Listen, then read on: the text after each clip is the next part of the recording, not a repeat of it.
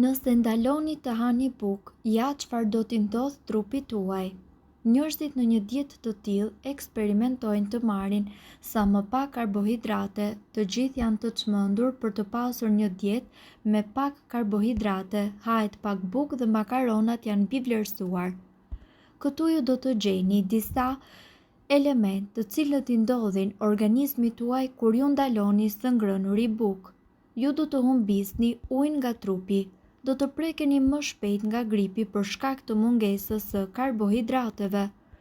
Gjithashtu oreksi juaj do të bjerë dhe rreziku i sëmundjeve të zemrës dhe i diabetit mund të rritet ose edhe të zvogëlohet. Ndërkohë do të bjerë niveli i energjisë. Fal këtij ndryshimi ju do të përballeni dhe me shumë probleme të kapsllokut. Do t'ju prishet disponimi dhe ju nuk do të mund të stërviteni ashtu siç duhet. Prandaj herën tjetër tregoni të kujdesshëm kur merrni vendime të tilla.